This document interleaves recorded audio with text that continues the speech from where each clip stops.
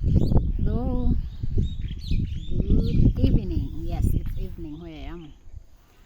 The sun is slowly going home, sinking into its nest.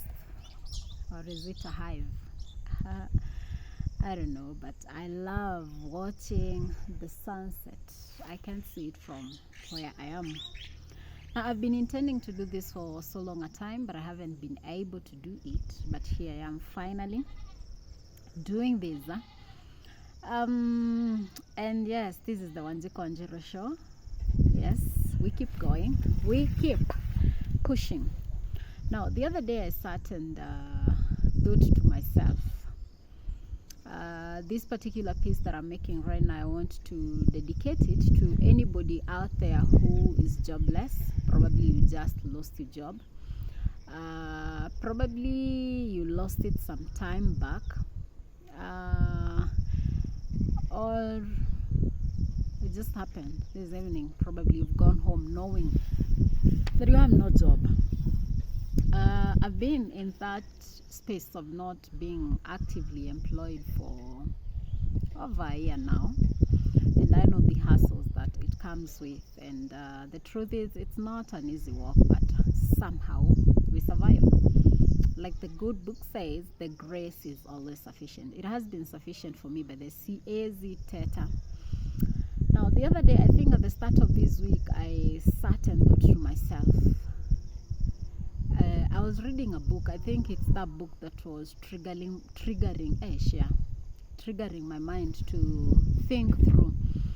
And one of the things that stood out for me, I remembered a quote I had seen some time back, that when we are young, we have a lot of energy and time, but we don't have the money.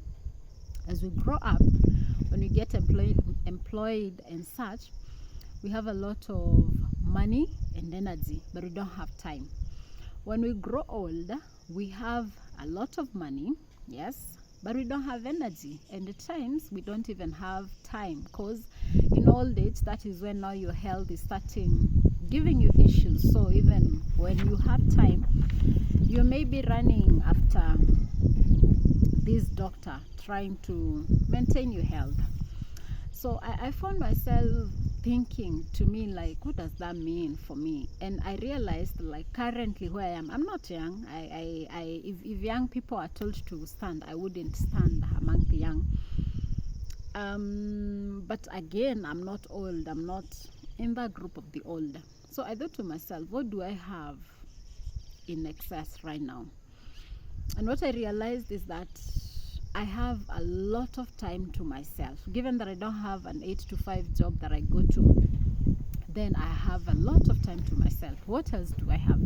I have a lot of energy. I'm not sick. I'm not old. I'm healthy. I thank God. So I have a lot of energy. And so I was like, okay, so what am I supposed to be doing with all this time and energy that God has given me? Like, okay, He has given me time, He has given me energy, but I don't have an active job engagement that I wake up to every day.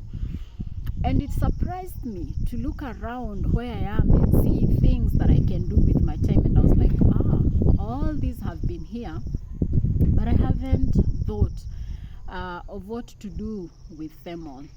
And it hit me that last year, what kept me going last year was because I had a pastime activity. I call it pastime activity because that is what it was for me.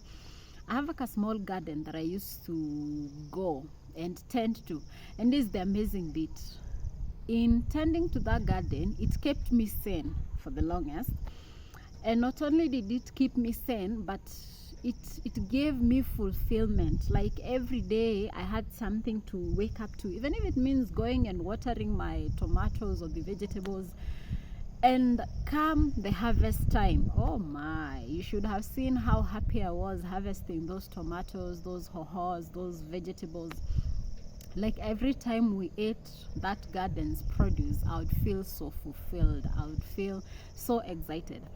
And I thought to myself, now that I have all this time and this energy, why don't I use it then to do the most immediate thing that requires to be done, that I can do comfortably without again using the money that I don't have?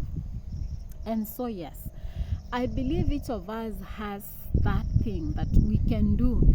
It won't take so much of our energy. I mean, yes, it won't take so much of our energy, and it doesn't require money, because again, when you're jobless, money is hard to come by. So look around where you are. What is it that you can do with the time and the energy that you have?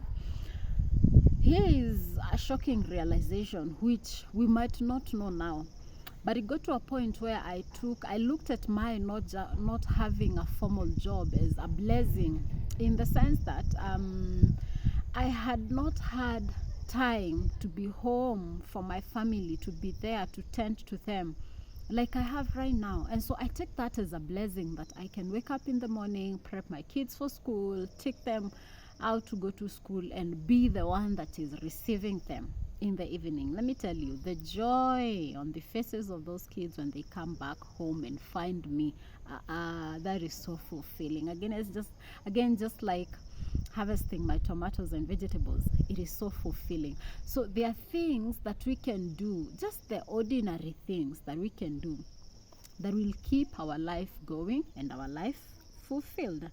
So make use of what you have readily available and make a difference. Tend to, if you have a garden, tend to your garden. If you have a family, tend to your family. Give it your best.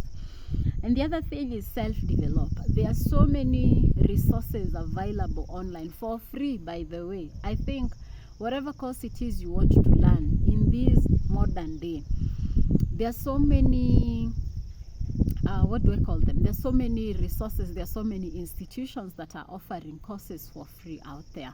So if you have that time, take advantage of those resources that are readily available. And finally, as I bring this to a close, the last thing I want to say is a friend told me the other day about the missing child syndrome. How we focus on what we don't have so much and too often that we lose sight of what it is we have. So being jobless is difficult, especially when there are so many responsibilities to be met and you don't know how to do. But if you take your sight from that which you don't have for a moment and focus on what you graciously have freely, like God has just given you, I think we all have so many reasons to give thanks. But unfortunately, because of how we are wired or how our mind is trained, we focus so much on what we don't have and we lose sight of the many, many things that we have. So my challenge to us this day is that let's change our focus. Let's shift from that missing tile and focus on all the available tiles that are there, all the beautiful things about our lives that are there, and be grateful.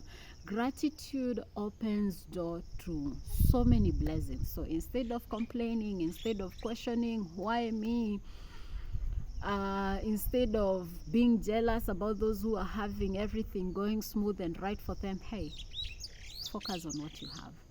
Be grateful, be appreciative for whatever it is that we have in our lives. No matter how little it is God who has given us. He has seen it wise for you to be where you are with those unfavorable conditions and everything that is happening. He has seen it right for you to be there. And here's one thing I know about God. If he doesn't take you out of a terrible situation that you are in, then what he does, he gives you the grace to go through it graciously. Watch out that you're not wasting your time complaining and grumbling, because the more you complain, the longer you will stay in that situation. But once you open your eyes to the blessings that you have and start being grateful, the sooner the doors start opening for you. Remain positive, remain optimistic, believe beyond any doubt that good things are coming your way. Good evening. Till next time. Thank you.